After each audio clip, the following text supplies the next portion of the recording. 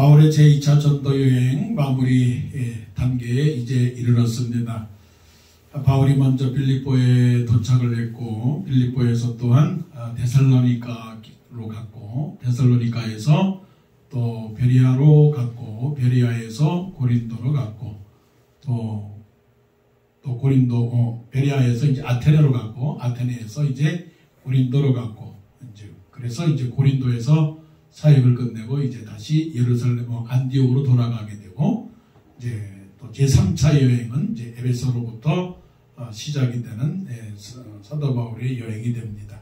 제2차 전도 여행의 마무리를 보면서 우리는 어떻게 믿음의 사람으로서 하나님의 말씀을 전하고 또 말씀을 순종하며 살며 저 천국 갈 때까지 어떻게 순례자의 길을 걸어가야 하는지 그 말씀을 우리가 보고자 합니다. 사도 바울의 제2차 전도여행, 그리고 오늘 말씀을 통해서 생각해 볼 수 있는 것은 순례자의 길은 언제나 핍박의 길을 걸어간다. 곧 십자가의 길을 걸어가는 것이 순례자의 길이다는 겁니다. 예수님께서 이 세상에 오신 것은 섬김을 받으려 함이나 도리어 섬기려 하고 자기 목숨을 많은 사람의 대속물로 주려 함이라. 그렇게 말씀을 하셨고, 제자들을 부르시면서 하시는 말씀이 아무든지 나를 따라오려거든 자기를 부인하고 자기 십자가를 지고 나를 쫓을 것이니라. 항상 정치 1번지는 어디로 이렇게 말하는 것처럼 신앙의 1번지, 신앙의 A, 가장 기본적인 그런 베이직 단계는 어디냐면 십자가입니다. 그 십자가라고 하는 것은 결국은 고난을 말씀을 하는 거죠. 자, 신앙생활 하면서 고난이 없다, 또 인생에 살면서 어려움이 없다 하는 것은 말이 되는 것은 아닙니다. 사실 다른 종교에서는 고난이라고 하는 것을 그렇게 강조하지는 않습니다. 왜냐하면 다른 종교에 있어서 핵심은 뭐냐면 자기 수양이거든요. 자기 경건이고, 그러니까 자기만 다스리면 되는 겁니다. 그런데 우리 기독교는 그 핵심이 뭐냐면 자기를 구원할 뿐만이 아니고 남을 구원해야 되는 그런 사명이 있는 겁니다. 그래서 기독교는 산속의 종교가 아닙니다. 기독교는 거리의 종교이고 사람 가운데 있는 것이고 도시 가운데 있는 것이고 무리들 가운데 있는 겁니다. 그래서 하나님의 나라는 너희들 가운데 있다, 너희 중에 있다, 이렇게 말씀하신 것이죠. 오늘 말씀을 보시게 되면 고린도 지역에서 사도 바울이 1년 6개월을 지나는 가운데 오늘 말씀에 그 아가야의 갈리오라고 하는 총독이 되었는데, 정치적인 상황이 이제 좀 바뀌어진 상황에서 그것은 이제 역사적인 어떤 그 상황을 말하는 것이고, 이제 그 유대인이 사도 바울에 대하여 어떻게 보면 고소를 하는 거죠. 고소의 내용이 뭐냐면 하나님의 율법을 지키지 아니하고 하나님을 경외합니다라고 말하는 이중성에 대하여 고소를 하는 겁니다.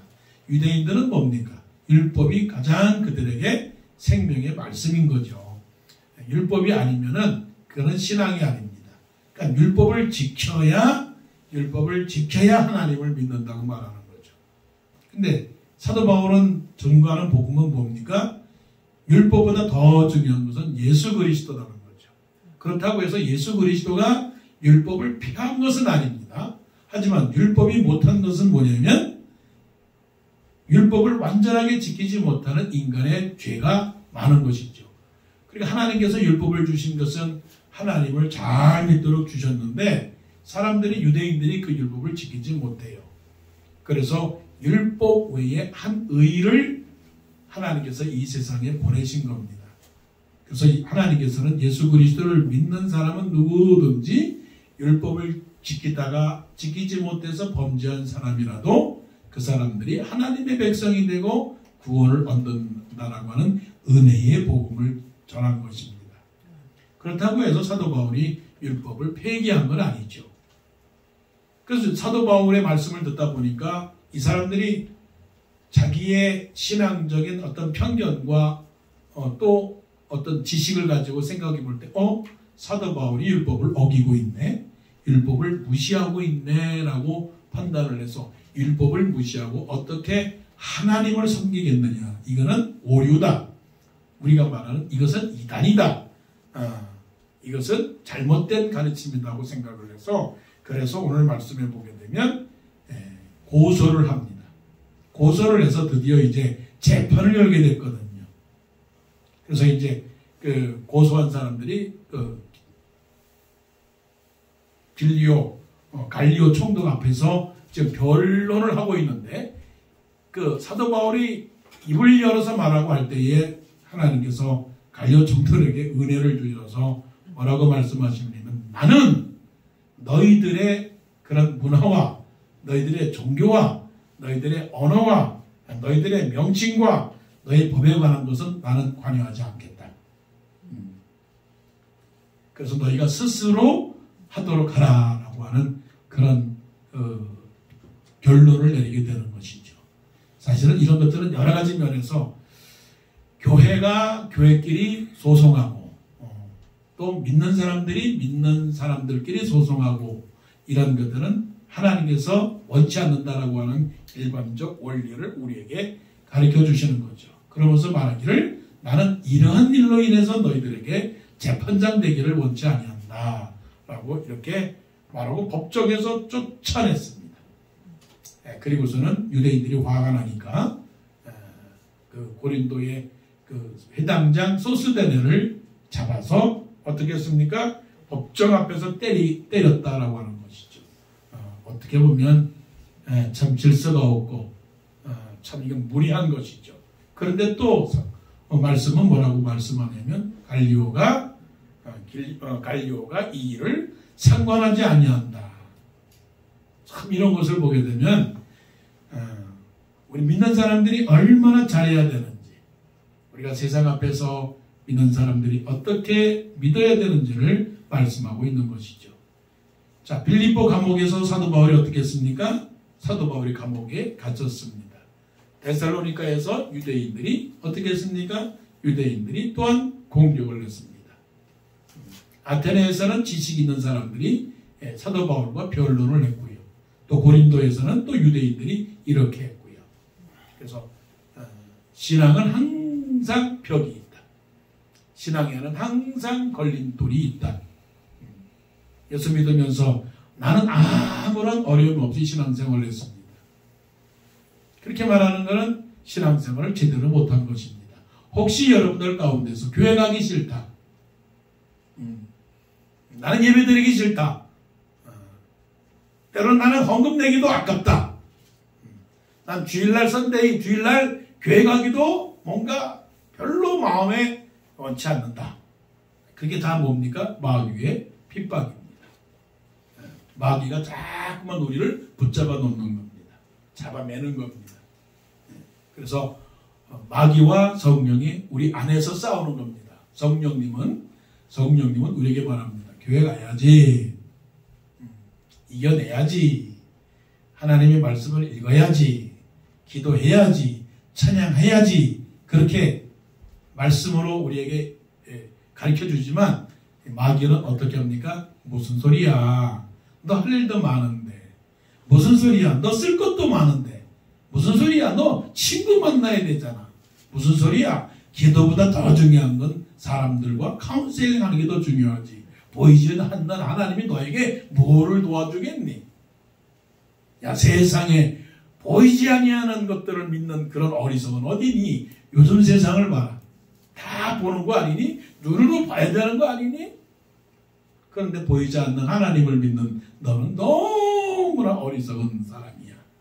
이렇게 자꾸만 우리를 시험하는 거죠. 그 시험 자체도 어떻게 보면 작은 핍박입니다.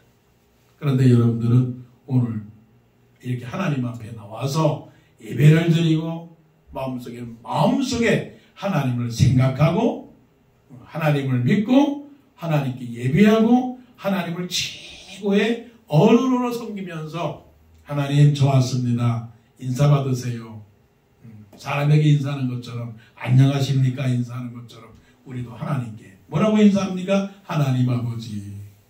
하나님 아버지 찬양합니다. 예배를 드리니 여러분들은 어떻게 합니까? 여러분들은 승리하신 사람입니다. 신앙의 어려움이 많습니다. 핍박이 많습니다. 그 기한은 너 예수 믿으면 죽일 거야. 너 예수 믿으면 내가 너에게 프로모션을 주지 않을 거야. 너 예수 믿으면 나는 너하고 결혼하지 않을 거야. 난 네가 예수 믿으면 친구하지 않을 거야. 난 네가 예수 믿으면 너는 내 자식이 아닐 거야 라고 말하는 그렇게 핍박받는 사람들이 너무나 많이 있습니다. 하지만 우리는 어떠한 핍박을 받아도 믿음으로 이겨나가는 우리 모두가 되기를 간절히 원합니다. 아멘. 18절에 보니까 이제 그런 소송 사건이 끝나고 이제 18절에 보니까 바울은 고린도에서 더 여러 날 머물다가 형제들과 작별하고 배 타고 수리아로 떠나갈새 중요한 거 프리스길라와 아굴라도 함께 하더라. 집 팔고 논 팔고 밥 팔고 모든 거 다 챙겨서 고린도에서 사는 사람이 사도 바울이 이제 안디옥으로 간다고 그러니까 아굴라와 프리스길라가 무슨 말씀입니까? 저도 따라가겠습니다. 저도 따라가겠습니다. 2차 전도 여행 때에 사도 바울을 도와준 사람들이 많이 있는데 빌립보에서는 누가 있었습니까? 루디아라고 하는 사람이 있었습니다. 자주장사 루디아가 있었습니다. 또 오늘 또 고린도를 보게 되면 얼마나 많은지 브리스길라와 아굴라가 있었고 또 회당장 디도 유스도라고 하는 사람이 있었고 또 8절에 보니까 회당장 그리스고가 있었고 또 17절에 회당장 소스테네가 있었고 이 세상은 혼자 할 수 있는 일이 아무도 없습니다. 그래서 사람이 됐다라고 하는 것은 두 사람이 꼭 있어야 된다는 거예요. 두 사람 이상이 살아야 되는 거예요. 그래서 하나님께서 아담을 만드시고 아담 혼자 남자 혼자 딱 두었더니 어떻습니까? 하나님이 보시기에 뭐예요? 혼자 사는 것이 좋지 않다. 사람이 독처하는 것이 좋지 못하다. 그래서 누구를 만들었습니까? 아담의 갈비뼈에서 여자를 만들어냈어요. 아담의 몸에서 갈비뼈를 빼어서 여자를 만들고 두 사람이 합하여 한 몸이 되게 했더니 그 두 사람이 합해서 한 몸이 되어서 한 가정을 이루니 하나님이 보시기에 어떻다고? 하나님이 보시기에 좋았더라. 좋았더라. 그래서 여기 우리는 우리 믿는 사람들은 혼자 살지 마시고 꼭 둘이 같이 사시기를 바랍니다. 물론 뭐 나이가 많아서 뭐 아내가 먼저 떠나고 남편이 먼저 떠나서 혼자 될 수밖에 없는 그런 것. 한국말로는 미망인이라고 말하고 영어로 말하면 위도우 뭐 그렇게 말할 수 있지만 사람은 혼자 사는 게 아니라 누가 살아야 돼요? 둘이 살아야 돼요. 둘.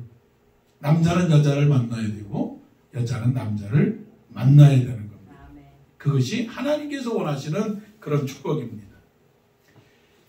그래서 이 브리스길라와 아굴라라고 하는 이 두 사람 한 가정의 모습을 보게 되면 얼마나 주님의 일에 헌신한 사람인지 말이에요. 이런 헌신자가 어디 있을까? 그래서 사도 바울은 저 로마서에게 편지를 쓰면서 로마서 16장 4절에 이 부부에 대해서 말씀을 하는데 뭐라고 말씀하시느냐면 브리스길라와 아굴라는 자기를 위해서 내 목숨을 위해서 자기의 목까지도 내놓았다라고 그랬어요. 브리스길라와 아굴라 부부는 자기의 목까지도 내놓았나니 나뿐 아니라 자기의 바울 자신에게뿐만이 아니라 이방인의 모든 교회도 그들에게 감사하느니라. 자, 우리는 신앙생활하면서 어느 누구에게만 잘하는 사람이 있어. 어느 누구에게만. 브리스길라와 아굴라와 사도 바울의 관계, 또 신라의 관계, 내가 좋아하는 사람, 내가 원하는 것, 내가 특별히 관심 있는 분야, 거기에만 잘할 수 있어요. 어느 정도로 잘했느냐면 자기의 목까지도 내놨더니 생명을 다 바쳐서 충성하는 사람이죠. 이런 사람들이 교회 안에 몇 명만 있다면요. 제 표현이지만 브리스길라와 아굴라와 같은 그런 사람들이 5가정만 있다면 무슨 일이든지 해낼 수가 있는 것이죠. 그런데 이 말씀 속에서 사도 바울이 로마서에서 쓰는 말씀 중에 또 중요한 말씀을 한 게 뭐냐면 나쁜 아니라 이방인의 모든 교회도 그들에게 감사한다는 건 뭐냐면 두루두루 그러고 보니까 두루두루 뭐가 생각나는데 그러니까 하나님의 일을 할 때에 어느 부분에만 초점을 맞춰서 하는 사람들이 있어요. 이거는 굉장히 문제가 있는 겁니다. 예를 들자면 믿는 사람이 가정에만 충실하십시오 라고 말하는 사람들이 있어요. 그것도 좋은 건 아니에요. 믿는 사람들이 오직 교회만을 위해서 충성하십시오. 그것도 좋지 않아요. 오로지 선교만이 하십시오. 그것도 좋은 건 아니에요. 오로지 성경 공부가 중요합니다. 그것도 옳지 않아요. 어느 한 부분에 성경에서도 찬양이 좋습니다. 기도가 좋습니다. 아니면 신유, 치료, 어떤 힐링 이런 것만 강조하는 경우도 있다고요. 우리 신앙은 전반적인 면에서 총체적인 관심을 가져야 되는 거예요. 청년 사역 좋죠. 노년 사역 좋죠. 어린이 사역 좋은 거예요. 그러나 이것만이 중요하다고 말하는 건 아니라고요. 이 브리스길라와 아굴라라고 하는 사람은 한 부분적인 면에서 사도 바울과 디모데와 신라에게도 잘했거니와 이방인의 모든 교회도 그들에게 감사한다는 것은 왜 감사했을까요? 왜 감사했을까요? 사도 바울에게 하듯이 모든 다른 사람에게도 그렇게 했다라고 하는 그런 것이죠. 그래서 우리에게는 이런 동역자들이 필요한 겁니다. 정말로 브리스길라와 아굴라와 같은 그런 헌신자가 정말 우리 가운데 한 가정만이라도 있다면 그건 놀라운 일이죠. 그런데 그런 가정이 2가정이 있어, 3가정이 있어요, 4가정이 있어요. 이건 얼마나 축복된 일인가. 감사한 일이죠. 이러한 마음속의 결정이 하나님 아굴라와 브리스길라와 같은 그런 사람 되기 원합니다. 그런 가정이 되기를 원합니다. 예수님께서 말씀을 하신 것이죠. 사도 바울이 에베소 교인들을 향하여 말씀하시기를 하나님의 사랑을 입은 자처럼 너희는 하나님을 사랑하는 자가 되고 그리스도께서 너희를 위하여 몸을 버리신 것처럼 너희도 모든 사람을 사랑하라. 그는 우리 자신들을 위하여 향기로운 제물과 생축으로 희생하였다라고 그렇게 말씀을 하셨습니다. 우리도 이 하나님 앞에 동역자가 되기를 원합니다. 그런데 때로는 동역자이지만 착각을 해가지고 동업자라고 하는 그런 개념을 가진 경우가 있어요. 여러분, 하나님의 동역자입니까? 동업자입니까? 동업자는 자신을 위해서 일하는 사람이고 동역자는 하나님을 위해서 일하는 사람입니다. 여러분, 하나님을 위해서 일하는 동역자가 되기를 원합니다. 자신을 버리고 모든 것을 버리고, 근데 그 버리는 것 중에 3가지를 꼭 버려야 되는 것이 있어요. 그게 뭐냐면 3가지 T인데 타임을 버려야 돼요. 시간. 우리 예배를 드리면서 조금 늦게 오는 사람이 많지도 않고 딱 2사람이 있어. 2사람. 그 사람은 시간을 자기를 위해서 한 1-20분은 내가 1-20분은 내가 쓰고 1-20분은 좀 하나님 앞에서 깎아내야 되는 거예요. 전 시간을 드려야 돼. 너희 몸을 하나님이 기뻐하시는 거룩한 산 제물로 드리라. 이는 너희들을 영적 예배라고 했으니까 시간을 아끼지 말고 하나님에게 전폭적으로 드리셔야 돼. 제물, 트레저, 하나님의 재물을 하나님에게 드려야 되는 거예요. 아, 이건 내가 이랬으니까 내 거야. 아닙니다. 하나님은 우리에게 시간도 우리 것으로 맡겼지만 또한 재물도 맡겼고 또 뭐예요? 탤런트. 이제 우리 시간과 재물과 탤런트를 어떻게 해서라도 하나님의 영광을 위하여 한 영혼을 구원해내는 일을 위하여 힘쓰는 하나님의 동역자가 되어야 할 것입니다. 자, 또 말씀 보시게 되면 아주 또 특별한 말씀이 있어요. 18절 보세요. 바울이 일찍이 서원이 있었으므로 갱그리아에서 머리를 깎았더라. 갱그리아에서 머리를 깎았더라. 예수 믿는 사람들이 머리를 깎았다라고 하는 것이 성경적입니까? 성경적이지 않습니까? 하나님은 성경에서 남자들은 머리를 깎지 말라고 그랬어요. 머리를 밀지 말라고 그랬단 말이에요. 그래서 구약 성경에 보게 되면 샘선이 있잖아요. 삼손. 그게 삼손은 나실인인데 나실인은 뭐예요? 나실인이 해야 할 일이 있어요. 술을 마시지 마라. 두 번째, 머리를 깎지 마라. 세 번째, 시체를 만지지 마라. 더러운 곳은 만지지 말라. 이 세 가지를 해야 되거든요. 하나님은 머리를 깎는 걸 싫어해요. 그러니까 뭐 다른 종교에 대해서 좀 말하는 건 뭐하지만 머리를 다 미는 그런 종교가 있잖아요. 하나님은 그런 걸 원치 않아요. 물론 이제 그 성경에서 말하는 것이죠. 그러나 예수 믿는 사람들은 머리를 깎지 말아야 된다라고 또 말하는 것도 잘못이에요. 그러나 성경적 원리로 하나님은 머리를 깎지 말라고 그러는 거예요. 그런데 사도 바울이 머리를 깎았다라고 하는 말씀 자체가 성경 전체적으로는 뭔가 쾌시적이에요. 이러면 안 되는데 왜 그랬을까? 해석에 대한 약간의 참 난제가 있습니다. 난제. 그러나 그 당시로 보기에는 해석하기에는 좀 어렵지만 오늘날의 현실로 봤을 때는 굉장히 이해가 빨라요. 왜 빠르냐? 공부를 안 하다가 내가 이제부터 공부를 열심히 하겠다. 그런 마음을 가지면 어떡합니까? 머리를 다 깎아버리고. 머리를 깎는다라고 하는 그 자체가 결국은 결심을 하게 되는 것이고 뭔가 작정하게 되는 것이고 각오가 있는 그런 행동을 말하는 것이죠. 그런데 이제 여기서 이제 머리를 깎았다라고 하는 것도 중요하지만 바울이 일찍이 소원이 있었으므로라고 하는 이 소원에 대한 문제를 생각해 볼 때 이것은 우리가 어떻게 해석을 할 수 있느냐 하면 사도 바울이 무엇인가 하나님과 약속을 한 것 같아. 근데 그 약속은 나쁜 약속이 아니라 어떤 긍정적이고 성경적인 약속이 있었던 것 같아.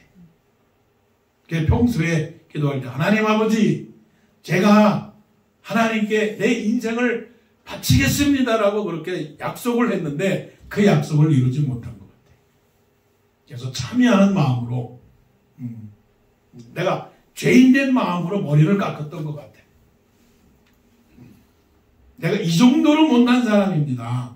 하나님이 싫어하시겠지만 하나님 내가 머리를 깎겠습니다. 물론 하나님께서 나를 싫어하겠지만 그래요. 좋아요. 나는 하나님이 그렇게 못날 정도로 싫어할 정도로 이 정도의 사람입니다. 하지만 나는 하나님을 위해서 헌신하겠습니다. 여러분 하나님께 헌신하십니까? 작정하십니까? 어저께 무슨 작정을 하셨습니까? 아니면 오늘 무슨 작정을 하셨습니까?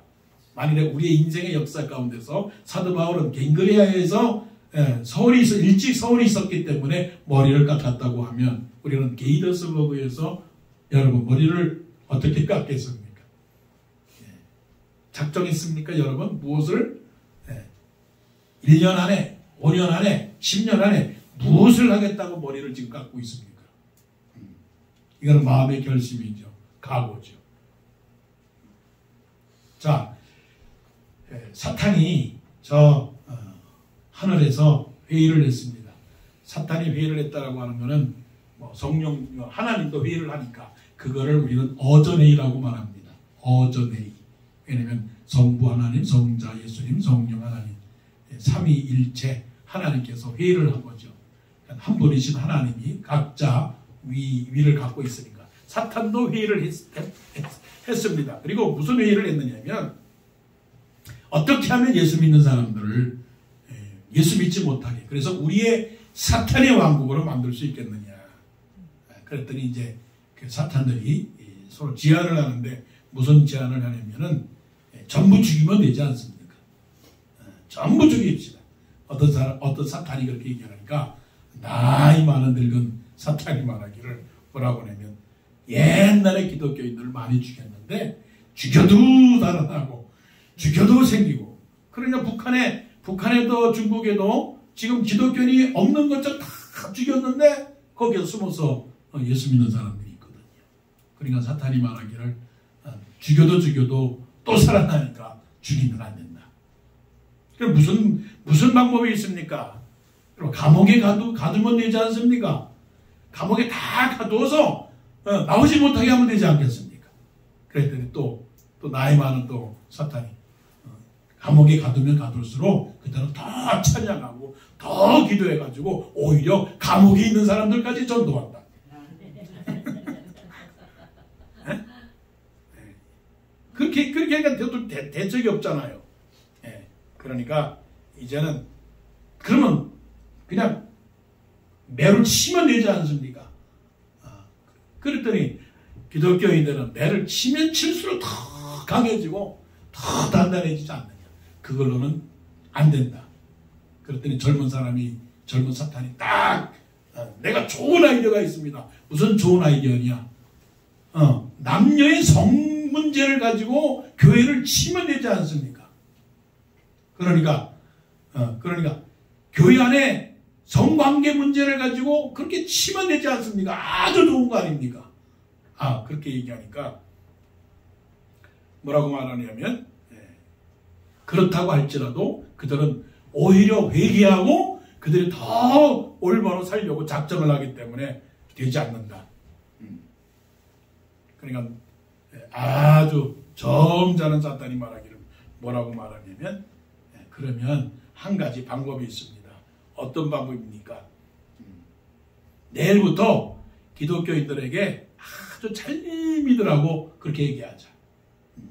자, 기독교인들을 모아놓고 성경 읽으십시오, 기도하십시오, 찬양하십시오, 사랑하십시오, 열심히 믿으십시오. 하여튼 그렇게 다 불러놓고 그렇게 하자. 그 대신 뭐라고 말하냐면 오늘은 하지 말고 내일부터 하라. 내일부터 하라. 여러분, 우리 마음속에 무슨 일이라도 뭐라고 생각하느냐면 내일부터 합니다. 내일부터 하겠습니다. 다이어트 하는 사람들이 뭐라고 그래요? 오늘 요것만 먹고 이것만 먹고 그 다음에 다이어트 하겠다고 했잖아. 공부 이제 열심히 하겠다는 사람이 말하기를 오늘은 푹 자고 내일부터 공부를 하겠다는 사람들이 많잖아요. 여러분, 머리 언제 깎을 거예요? 내일 하실래요? 얼마나 사탄이 좋아할지. 교회 언제 갈래요? 다음 주부터? 네, 다음 주부터 교회 안 돼요. 성경 언제 읽을래요? 내일 읽으면 되지 뭐. 헌금은 언제 할래요? 아니, 더 많이 벌면. 더 많이 벌면. 다 그래요. 그렇게 생각을 하니까 이게 그런 거예요. 사도 바울이 일찍 서원에 있으므로 갱그리아에서 머리를 깎았습니다. 여러분, 머리를 깎으세요. 마음을 깎으세요. 몸을 깎으세요. 생각을 깎아서 하나님께 헌신하시기 바랍니다. 마지막입니다. 자, 더 오래 있기를 원했는데 사도 바울이 떠나가겠다고 말하면서 뭐라고 말했느냐? 21절. 작별하여 이르되 하나님의 뜻이면 너희에게로 돌아오리라. 하나님의 뜻이면 너희에게 돌아오리라. 겸손한 믿음이에요. 지금까지 누구 뜻대로 살아왔습니까? 지금까지 살아온 것이 누구의 계획대로 살아왔습니까? 사도 바울 이렇게 말할 필요가 없지 않습니까? 사도 바울은 자기가 하는 대로 자기가 하지 않았습니까? 자기가 하는 대로 예수 믿게 했고 자기가 하는 대로 때로는 참 놀라운 일들을 많이 했는데도 불구하고 하나님의 뜻이면 마음의 계획은 사람에게 있다 할지라도 그것을 이루시는 분은 누구라고요? 하나님이시라. 얼마나 겸손한 믿음입니까? 지금 여러분의 인생은 지금 누구 뜻대로 사는 겁니까? 자기 생각대로, 자기 뜻대로, 자기의 모든 원하는 대로 살았습니까? 아닙니다. 하나님의 뜻대로. 예수님도 겟세마네 동산에서 기도하실 때 뭐라고 기도하셨어요? 주여 할 만하시거든 이 잔을 내게서 옮기시옵소서. 그러나 나의 원대로 마옵시고 아버지의 원대로 되기를 원하나이다. 제가 정말 좋아하는 말씀이에요. 막 그런 말은 안 하는데 나는 이 성경 구절이 제일 좋습니다라고 말하지는 않은데 이 예수님께서 말씀하시는 이것, 그래서 제 카톡에도 그렇게 썼습니다. 카톡의 성경 구절이 그거예요. 나의 원대로 마옵시고 아버지의 원대로 되기를 원하나이다. 다윗이 블레셋에 도망가가지고서는 그 시글락에서 살고 있었는데 아말렉 군사가 그냥 시글락 동네에 와가지고 다 부인도 데려가고 자녀들도 데려가고 그 함께 살고 있는 사람들을 다 데리고 왔어요. 얼마나 화가 나요. 얼마나 화가 나요. 슬프고. 그래서 속으로 이놈 이렇게 했겠죠. 그냥. 그런데 당황하지 않고 어떻게 했는지 아세요? 하나님께 기도했어요. 하나님께 기도했어요. 기도하면서 뭐라고 말했는지 아십니까? 하나님 아버지, 제가 아말렉 군사의 뒤를 쫓아가서 그들을 잡을 수 있습니까? 없습니까? 잡을 수 있습니까? 없습니까? 지금 쫓아가야 됩니까? 쫓아가야 되지 말아야 됩니까? 라고 기도했어요. 여러분 어느 상황이든지 무슨 결정이든지 그렇게 결정을 하세요. 하나님, 이런 걸 해야 합니까? 하지 말아야 합니까? 기다려야 됩니까? 기다리지 말아야 합니까? 뭐 작은 것들로라도 내가 직장을 옮겨야 됩니까? 옮겨야 되지 말아야 됩니까? 하물며 내가 이 사람하고 결혼해야 됩니까? 결혼하지 말아야 됩니까? 그리고 또한 하나님 아버지, 내가 자손을 낳아야 됩니까? 낳아야 되지 말아야 됩니까? 그것도 다 어떻게 해요? 하나님께 기도하는 거예요. 기도. 그게 하나님의 뜻이면 너에게로 돌아오리라. 이런 겸손한 신앙을 가졌던 거죠. 이 2차 전도 여행을 보면서 우리는 신앙 생활 속에서 4가지 중심된 주제를 배우게 됩니다. 예수 믿는 것은 핍박이 있다. 고난이 있다. 힘들다. 어렵다. 그래서 우리는 어떻게 해요? 이겨나가야 되겠다. 승리해야 되겠다. 또 나는 하나님의 동역자가 되어야 되겠다. 내 목숨까지 다 내어놓는 하나님의 동역자가 되어야 되겠다. 나는 결정해야 되겠다. 나는 오늘 결단해야 되겠다. 하나님을 위해서. 힘들고 어렵지만 매일매일 결단해야 되겠다.